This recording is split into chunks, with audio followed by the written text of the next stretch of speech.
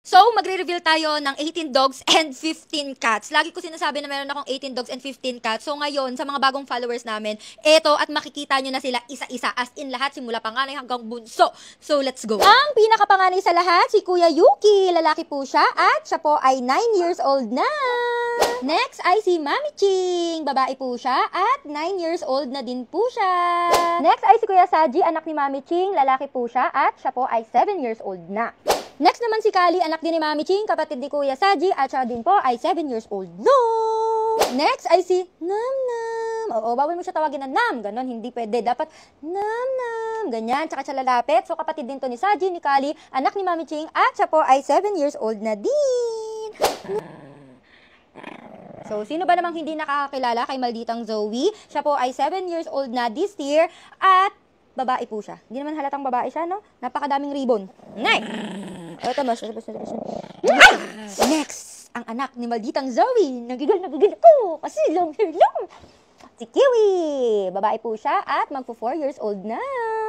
And si Ginger, kapatid ni Kiwi, mama niya si Kali Namnam, and lola niya si Mami Ching. Siya din po ay 4 years old.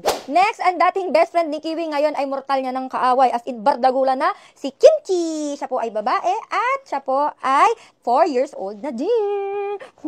Next ay si Mama Kuko, ang nanay ng Team Gatas, guys. Siya po ay 4 years old na at malamang nanay nga babae. Ay, napakaganda naman nito. Lagi na lang tumayraruan. Ay, susong gundo-gundo. Eto na si Tuti! Tuti po, Tuti! Ang pinakabardagol sa lahat, guys. Siya po ay magti 3 years old na. At siya po ay lalaki. Wala pa siyang baby, guys. And abangan nyo this year, malay nyo, 3 ang mabuntis na. MS! At ang pinaka-hyper at pinakamahal sa lahat, si Kumi! Ang ating Pomeranian, guys, siya ay babae at siya po ay magto 2 years old na this year. Grabe, guys, full grown na talaga siya. At tignan nyo kung ganito.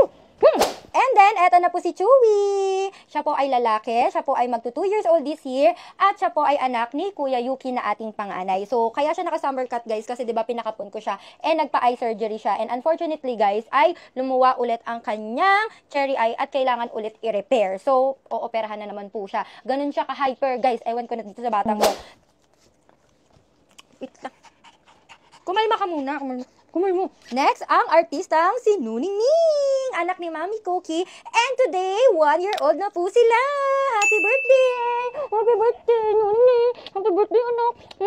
And then, si Chukoy, kapatid ni Nuningning, anak ni Mama Cookie. And siya po ay birthday din ngayon. Birthday na ni Chukoy. Birthday na ni Chukoy. Birthday ni Chukoy. Birthday na ni Chukoy. Ngayon.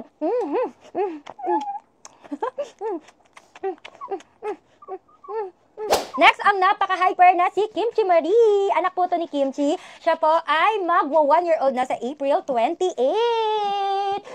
Babae po to ha, mukha lang siyang lalaki. Next ay si Bagito. Napaka-cute. Kapatid po siya ni Kimchi Marie at nanay niya din syempre, malamang si Kimchi. Siya po ay magwa 1 year old na sa April 28 at siya po ay lalaki. At ang bunso sa aking mga dogs, ang pang-18, ang aking poodle na si Yabi. 9 months old pa lang po si Yabi and yes, guys, kulot na siya. Totoong poodle na. Ay, nanggagagol sa bunso. So, punta na tayo sa mga aswang or sa mga pusa at ang aking panganay sa mga cats ay si Kiffy. Siya po ay 1 year old na, siya ay male at siya ang dahilan kung bakit dumami na ang mga aswang dito. Lalaki pero Kiffy ang pangalan. Ang gigigil. Next ay ang ating matabang pusa. Siya po ay ragdoll. Siya po ay magwa 1 year old na din.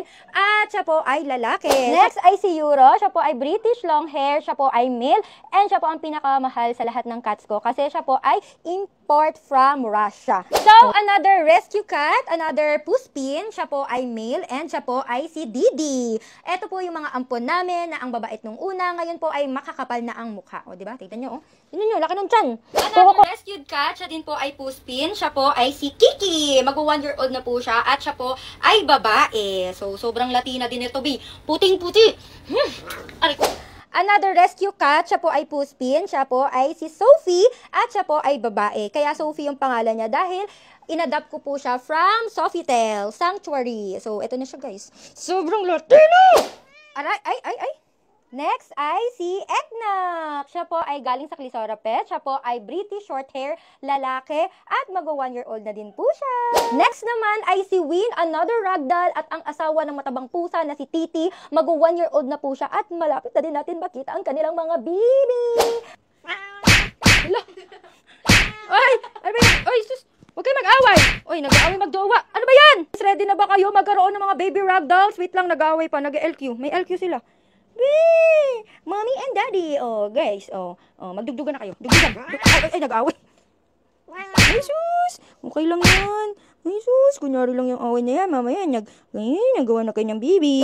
Next ay ang asawa ni Eggnog. Siya po si Egg Pie. Siya po ay British long hair. And siya po ay magwa-1-year-old na. So, malapit na natin makita ang kanilang mga baby. Next, ang ating Amazona na si Ate Lou. Hindi nyo siya masyadong nakikita kasi sobrang tahimik ng batang to. So, may sarili siyang mundo. Siya po ay babae. Siya po ay kapon na. Binigay lang to sa atin ng Muning PH at siya po ay magpo 4 years old na. Mas malaki pa sa Sweets to be. Next naman po ay si Bingo. Siya ay male at siya po ay British short hair. Kapatid po siya ni Bagel, which is makikilala nyo siya later. So, ayan siya. Another British long hair na sobrang Latina ay si Bagel. Magwa-1-year-old na din po siya. At siya po ay babae. Pakagandang. Sobrang...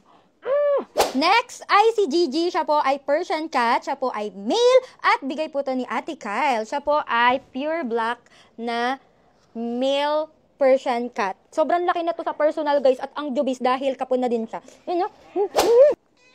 Last but not the least, ang napulot sa gulong na napakatapang na si Longlong. Siya po ay puspin din. Magkamukha ang panganay sa bunso. No? So, ayan na siya, guys. Ito na ang ating bunso na napakatapang na ang babait kapag inaampon. Another rescued puspin po natin siya. So, ayan na siya. Ang birthday niya sa akin is kung kailan ko siya, huwag kayo mag-away, kung kailan ko siya napulot, which is January 2025. Yan siya.